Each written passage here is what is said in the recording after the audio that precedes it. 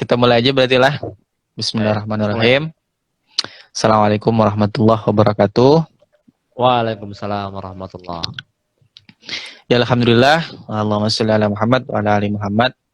Teman-teman semua yang menonton, kita sudah mulai ya dalam acara bincang-bincang santai kita. Di sini sudah hadir narasumber kita yang bernama Wibisono Rizky atau Rizky Wibisono ini. Yang mana yang benar ini? Rizky Wibisono. Kalau nama IG @Wibisono Rizky, dibalik aja. Oh, Ada dibalik masalah. kayak anu ya, kayak apa? Kayak daftar pustaka di belakang buku itu kan dibalik biasanya. Ah, Ini ini mengingatkan kita sama skripsi gitu ya, sama tesis. iya. Jadi ingat zaman dahulu. Menulis skripsi yang kayak apa. Ya. Sekarang gimana kabarnya, Mas Rizky? Alhamdulillah baik. Kemarin aku sempat kontak-kontakan sama kawan, sahabat di Banjarbaru, Banjarmasin. Alhamdulillah semuanya sehat. Jadi senang gembira lah. Wah, mantap. Oke, ini selamat datang nih ke temanku nih, Dwi Yuda. Oh ya.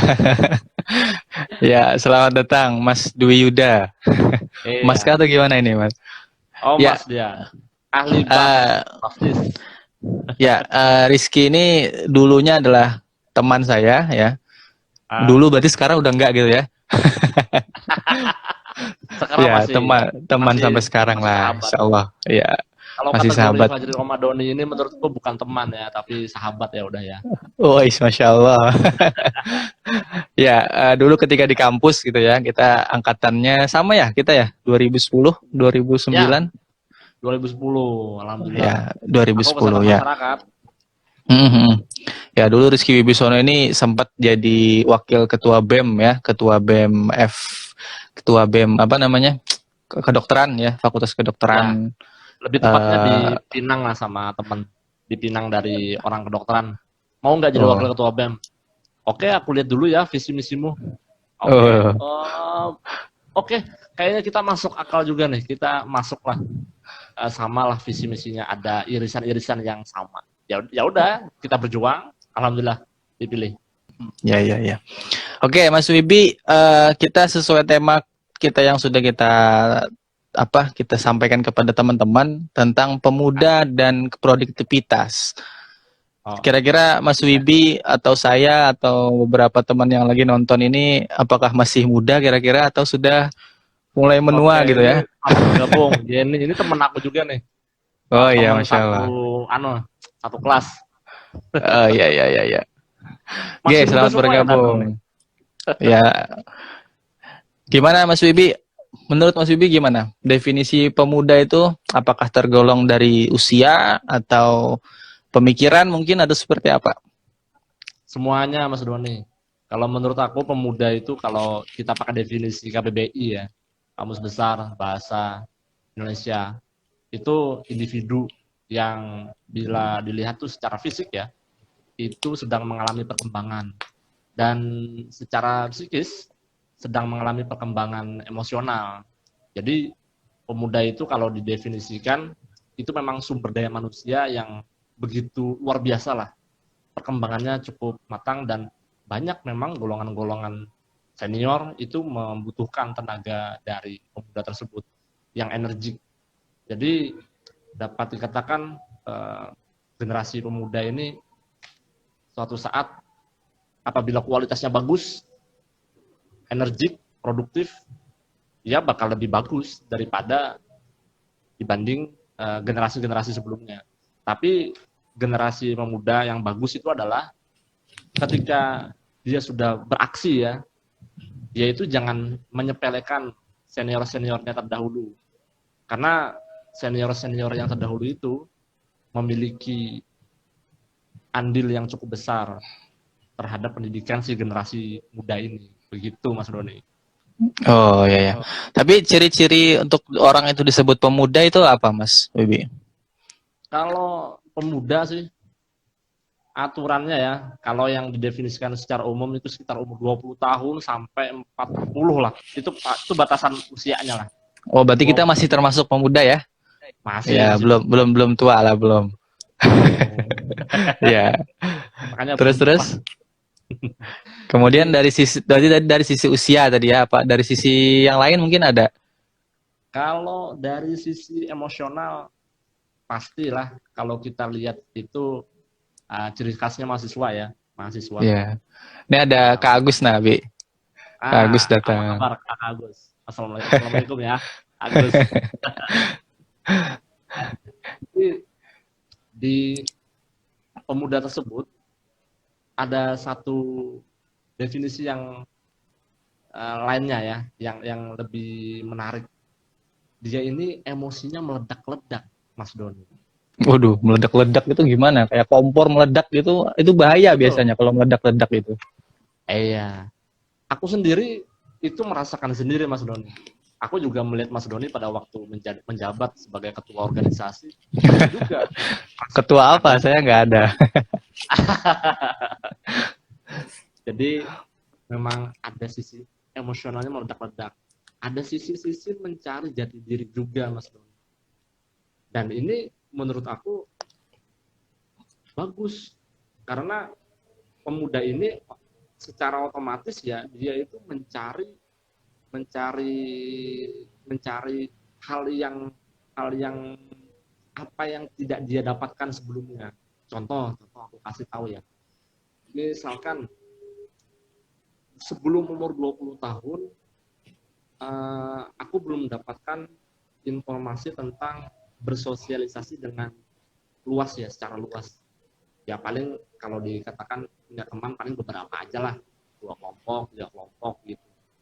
Tapi setelah umur 20 tahun sampai ke atas, sampai batasnya 40 tahun, emosinya meledak-ledak nih.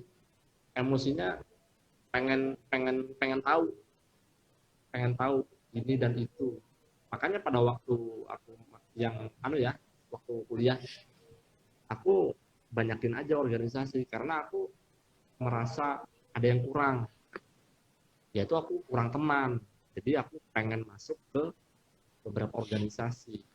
Dan alhamdulillah Mas Doni, aku merasakan banyak lah, merasa banyak teman. Dan itu sudah terlampaui lah. Itu Ya, Mas itu Doni. ciri-ciri dari dari emosi seorang pemuda kalau misalnya dia memang emosinya meledak-ledak, rasa ingin tahunya tinggi gitu ya. Dan apa tadi namanya?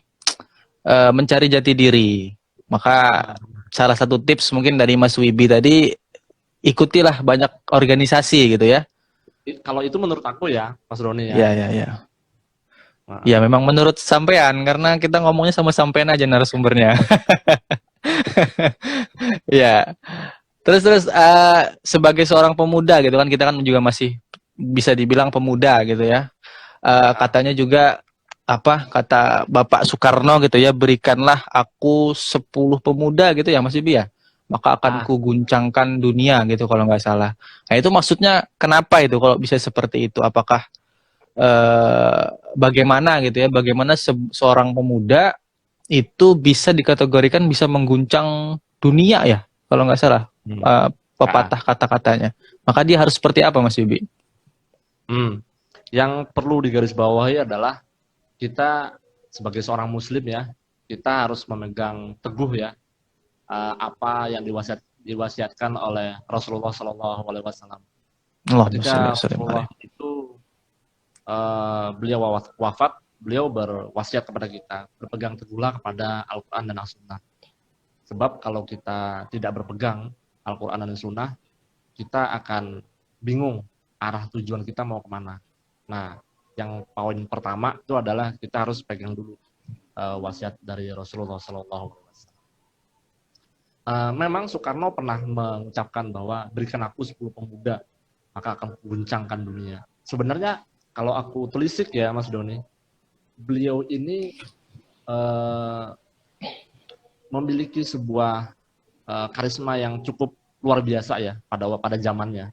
Dan beliau juga banyak baca buku dan itulah yang melahirkan pemikiran-pemikiran beliau Mas Doni. Beliau juga mengamati ya para pemuda. Makanya beliau itu berteman juga dengan Sultan Syahrir, beliau otomatis kan terdampak dengan pemikiran-pemikiran, otomatis bergejolak juga pemikiran dia. Bayangkan loh, Soekarno itu lulusan insinyur, tapi pemikirannya mendunia. Karena apa? Ya karena dia dilandasi dengan pemikiran-pemikiran yang pernah-pernah yang dia baca, buku-buku yang dia baca. Tuh. Dan tadi apa pertanyaannya? Yang Ya, kok gitu nanya pertanyaannya? Ya, maksudnya tadi kan Soekarno menyatakan bahwa pemuda itu bisa mengguncangkan dunia gitu kan. Itu gimana kok? Apa mungkin ada syarat-syaratnya seorang pemuda itu bisa mengguncangkan dunia atau memang semua pemuda itu berpotensi untuk mengguncangkan dunia?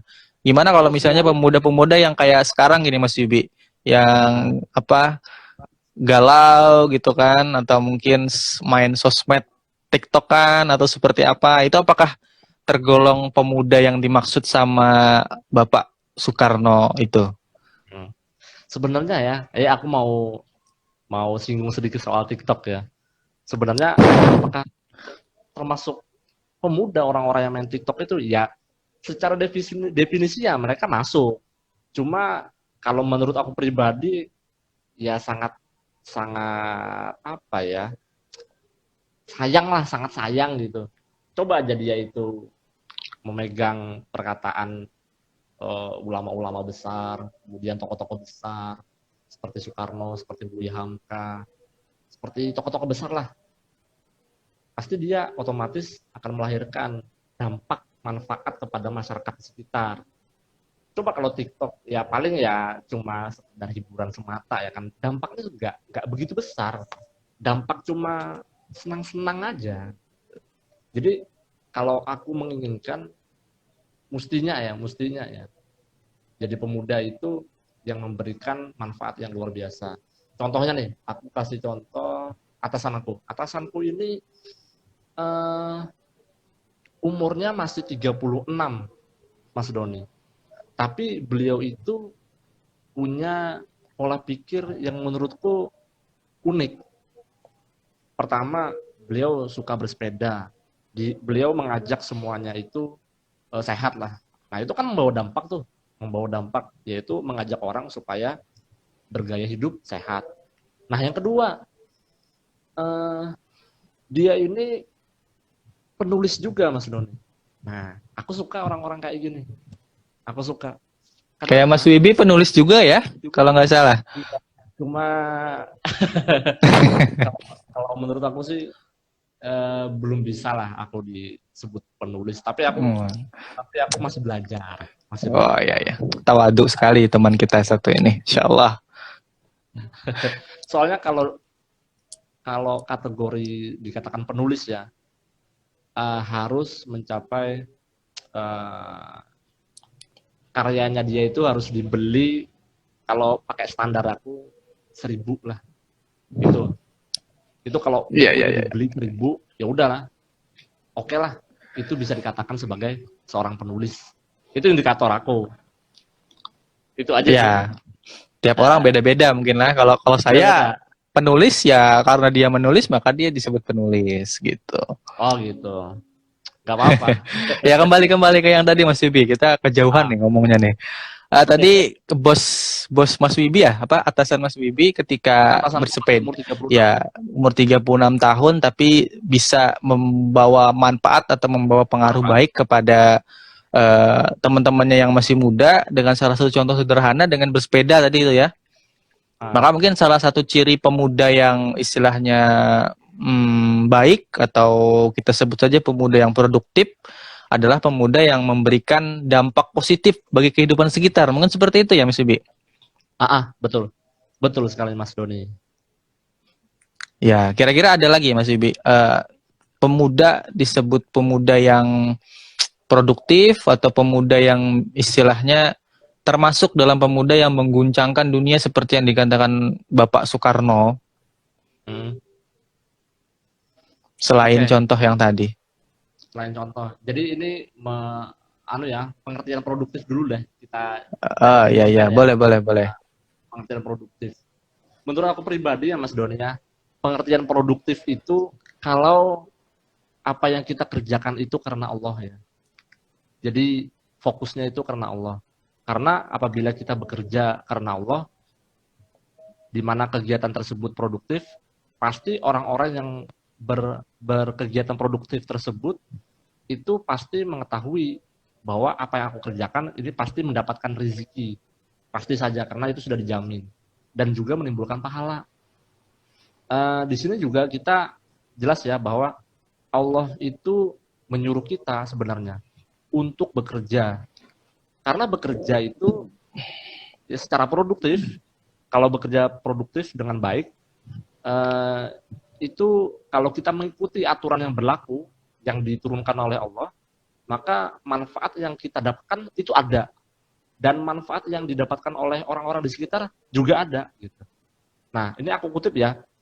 Menurut Ibnu Umar radhiyallahu anhu dari Rasulullah SAW, beliau berkata, sesungguhnya Allah itu mencintai orang yang beriman, yang berkarya. Nah, ini hadis riwayat dari Tabrani dalam Al-Kabir. Nah, maksud di sini adalah produktif yang menghasilkan sebagai kebaikan. Jadi, pemuda yang produktif itu poin utamanya adalah dia harus berfokus untuk menghasilkan kebaikan. Kebaikan kalau dia kerjakan tanpa memandang apapun, pokoknya niatannya khusus Allah Ta'ala, pasti dia mendapatkan sesuatu. Walaupun tidak berupa materi ya, bisa aja dia mendapatkan rezeki berupa teman yang banyak. Bisa juga dia mendapatkan pekerjaan yang layak. Jadi pekerjaan yang layak itu mungkin lingkungannya bagus. Itu dampaknya. Dan itu aku melihat sendiri, Mas Doni. Atasanku lagi, tapi beda divisi. Tapi aku anggap atasan. Beliau itu orangnya humble. Beliau itu juga orangnya suka traktir. Kalau orang traktir, orang pasti suka. Orang mentraktir, dia mentraktir. Orang-orang itu pasti suka sama dia. Dan apa yang aku lihat ya Mas Doni, itu begitu luar biasa. Dia rezekinya tuh nggak ada habis-habisnya. Orang yang berbagi nggak ada habis-habisnya. Dan itu sudah fakta. Aku sendiri yang melihatnya di kantor aku sendiri. Jadi dia tergolong muda, Mas Doni. Cuma dia humble. Yang aku nilai dari dia itu adalah humble. Kemudian dia begitu suka nraktir orang. Dua itu aja. Itu yang aku lihat setiap hari. Dan aku lihat cepat sekali Mas Doni naik kelas jabatannya. Dipercaya dengan atasannya, mengerjakan ini dan itu. Nah, walhasil mendapatkan rezeki kan. Nah, itu dia. Kalau aku lihat, sepertinya si pemuda ini, atasanku ini, yang belum mencapai umur 40 tahun, di berbeda divisi ya, dia mengamalkan apa yang diperintahkan oleh Allah Subhanahu wa Ta'ala. Jadi, ketika dia berfokus kepada memperbanyak pahala, pasti dia akan mendapatkan ganjaran yang setimpal. Nah, itu dia Mas Doni. Produktif itu kita harus fokusnya kepada beribadah kepada Allah. Itu dulu. Jangan mikirkan hasilnya. Karena hasil itu akan sesuai lah dengan kinerja, proses yang kita lakukan. Gitu. Dan ini juga mengingatkan aku pribadi juga, sebagai reminder untuk aku juga Mas Doni. Supaya aku jangan berbuat gegabah, jangan berbuat kemaksiatan. Pokoknya ikutin aja lah, fokusnya kepada berbuat kebaikan. Yang penting berbuat kebaikan yang paling banyak aja lah.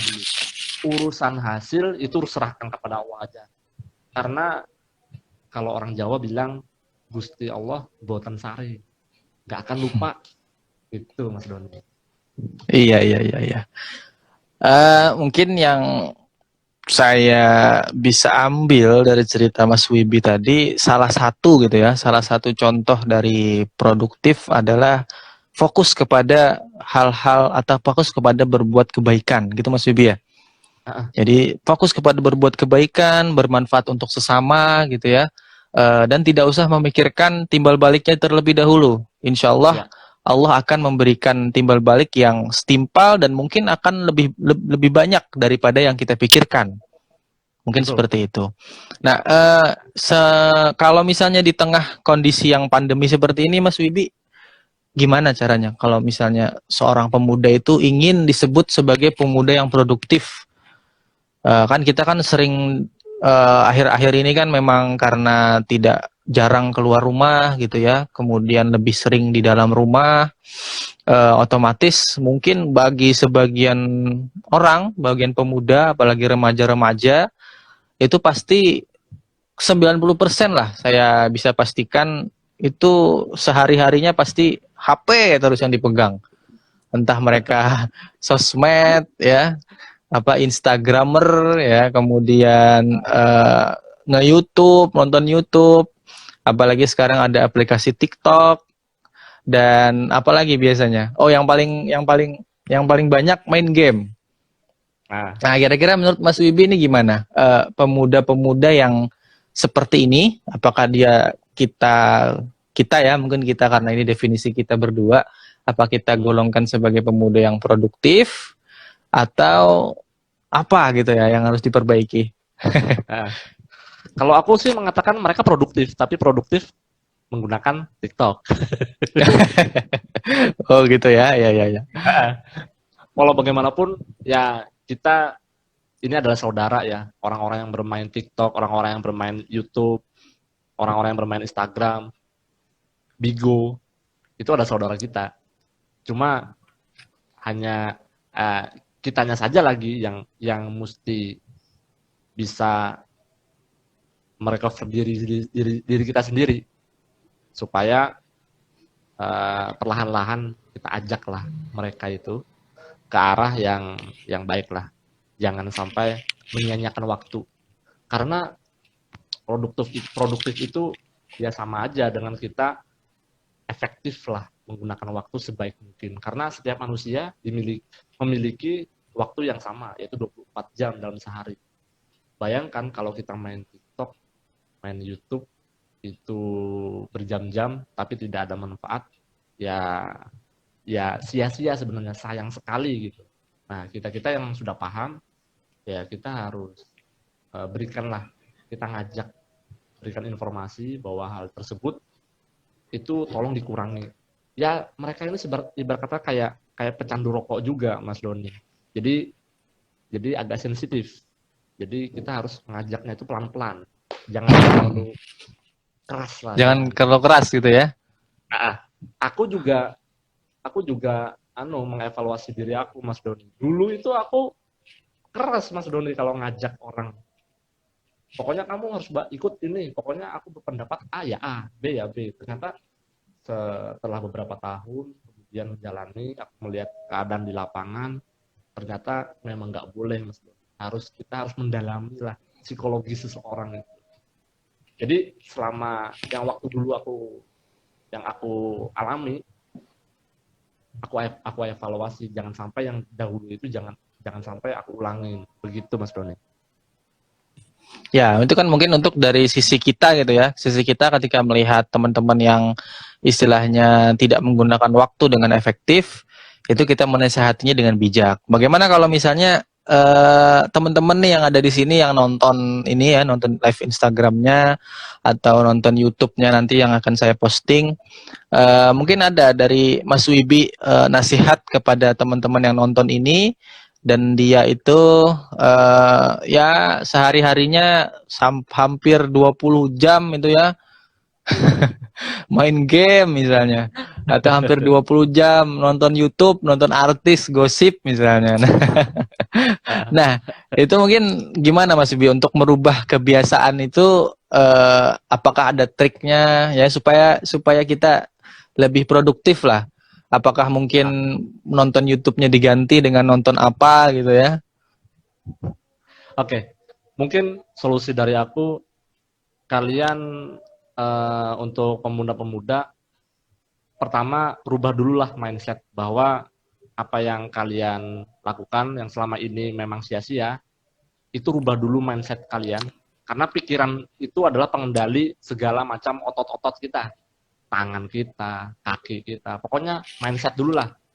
Pokoknya ubahlah secara paksa pikiran kita. Karena yang mengubah diri kita ke arah yang menjadi pemuda yang produktif itu dari pemikiran kita dulu. Pikiran kita, mindset kita dulu yang harus ditanamkan, harus diubah dengan cara yang baik. Dan yang kedua, di zaman pandemi seperti ini, alangkah lebih baiknya ikutin ya webinar-webinar yang bermanfaat. Kemudian biasanya kan ada WhatsApp group, ada Telegram group. Nah, itu ikutin komunitas-komunitas yang memang yang sangat produktivitasnya sangat bagus sekali. Aku mengikuti grup Telegram, Mas Doni. Grup Telegram yang berisi tentang membahas tentang sastra, membahas tentang kepenulisan.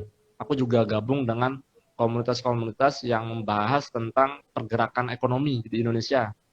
Ada juga aku mengikuti program komunitas bisa menulis. Ada juga komunitas keselamatan, kesehatan kerja, supaya aku mendapatkan informasi up to date tentang cara bekerja yang selamat itu seperti apa. Karena bekerja yang selamat itu macam-macam, Mas Doni. Ada yang di konstruksi, pertambangan, minyak, macam-macam. Makanya aku mengikuti itu. Dan selanjutnya banyak-banyak mengisi kegiatan itu dengan membaca. Tidak terpaku dengan membaca buku, jangan terpaku dengan membaca buku. Orang-orang yang baca itu bisa dikategorikan dua, Mas Doni. Bisa membaca artikel di Google, bisa juga membaca jurnal, bisa juga membaca buku. Jadi definisi orang membaca itu banyak sebenarnya. Bisa aja membaca artikel, bisa membaca berita, itu sudah masuk kategori dia produktif. Tapi jangan sampai membaca tulisan-tulisan yang memang sebenarnya sampah, tapi kita baca. Itu jangan sampai. Karena otak kita ini begitu banyak, bisa menampung informasi, bermiliar-miliar kata, bermiliar-miliar huruf. Jadi masukkan aja otak kita ini dengan informasi-informasi yang bermanfaat. Menurut aku itu aja, Mas. Ada 3, Mas. Ya. 3 tadi ya. Yang pertama ikut banyak-banyak webinar mungkin ya, karena di tengah pandemi virus ini banyak sekali kita mendengar ada seminar-seminar seminar virtual ya, atau seminar online gitu ya. Yang kedua tadi apa? Mengikuti WhatsApp group ya, Telegram dan segala macam. Telegram group. Iya. Yang ketiga, ubah mindset yang pertama, lupa. Ya, ubah mindset, kemudian ikut banyak ikut seminar-seminar, komunitas, banyak ikut grup komunitas dan lain sebagainya. Nah, iya betul. Biasanya memang kalau kita sekitar kita ya, terus sekitar kita, pertemanan kita itu adalah orang-orang yang sifatnya produktif, maka kita mau tidak mau akan ikut termotivasi gitu, Mas Wibi ya, untuk selalu berbuat atau mengefektifkan waktu kita supaya tidak terbuang dengan sia-sia. Karena kata pepatah, gimana ya kata pepatah? Kamu akan bukan yang minyak wangi itu gimana? Orang siapa kita berteman dengan orang yang suka jual minyak wangi ya, kita ikut wangi juga.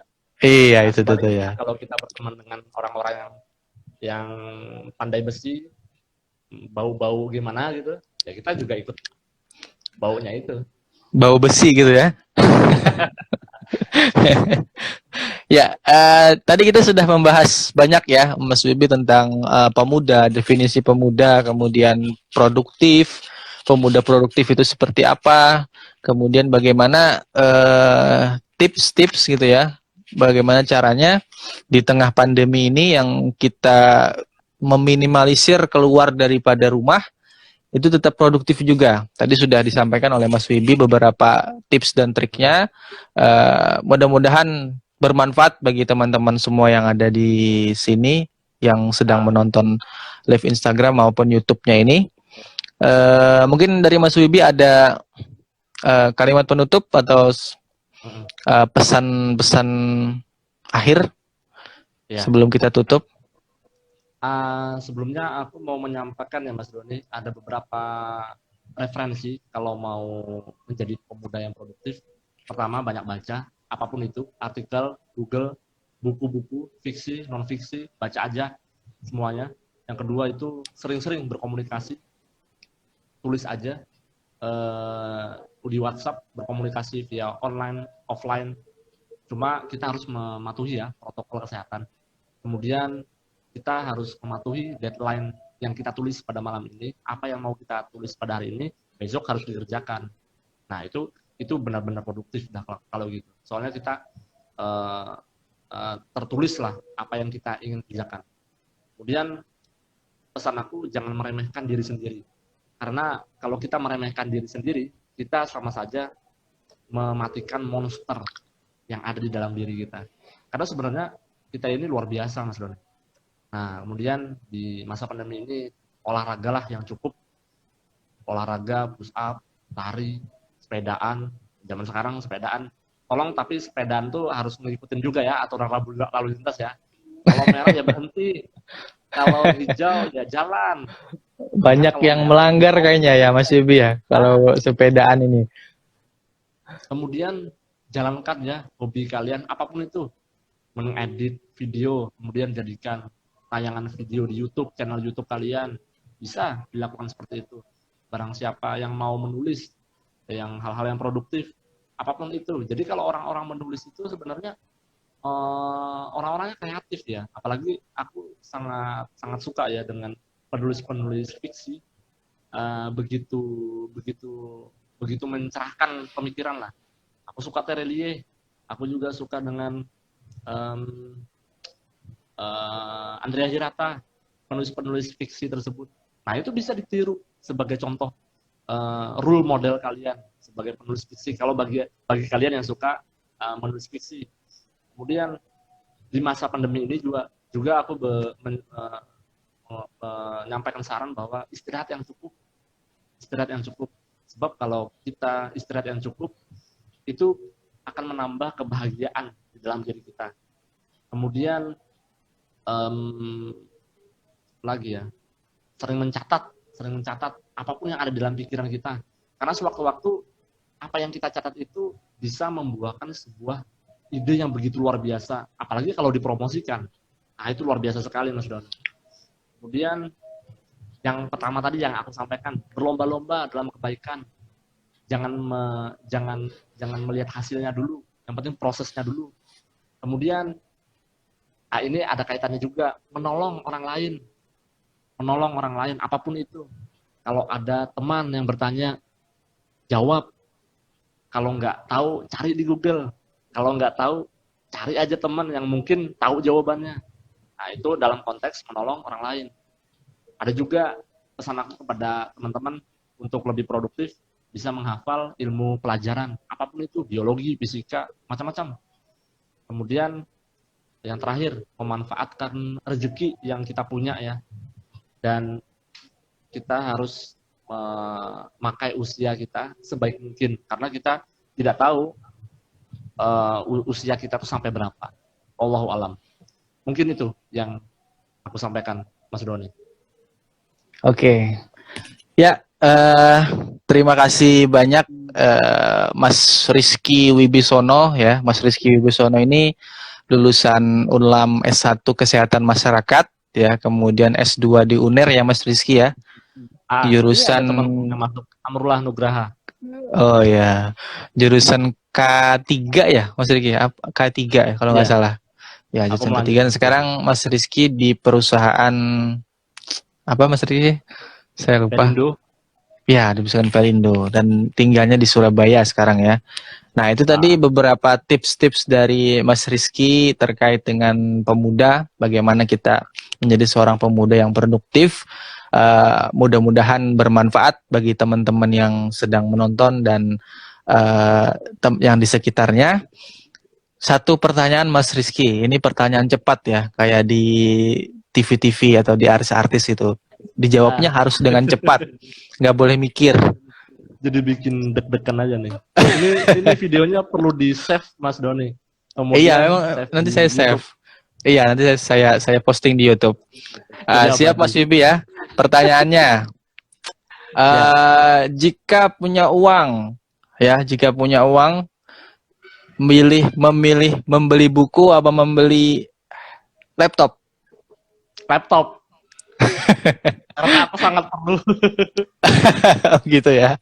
Nah, Oke. Yang kedua, jika diberikan pilihan ya, jika diberikan pilihan, tadi kayaknya Mas Rizky ini suka menulis ya.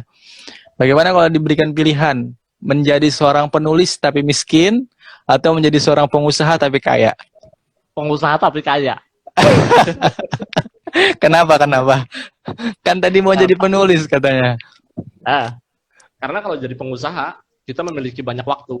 Nah, waktunya itu digunakan untuk menulis. Wah, luar biasa. Ini jawaban jawaban seorang politikus nih seperti ini. Dia nggak mau diberikan A atau B, dia pasti memilih dua-duanya gitu ya. Ya oke, terima kasih Mas Rizky atas Siap. waktunya. Mudah-mudahan bermanfaat dan berkah bagi kita semua. Saya Amin. izin share di YouTube ya. Nanti Siap. mudah-mudahan bisa lebih banyak lagi yang teman-teman yang menonton dan mendapatkan manfaat dari perbincangan kita pada malam hari ini. Terima kasih semuanya. Saya undur Terima diri. kasih. Nih. Ya, sama-sama Mas Rizky. Saya undur diri. Wabillahi taufiq wal hidayah. Wassalamualaikum warahmatullahi wabarakatuh. Waalaikumsalam warahmatullahi wabarakatuh. Bye-bye. Bye.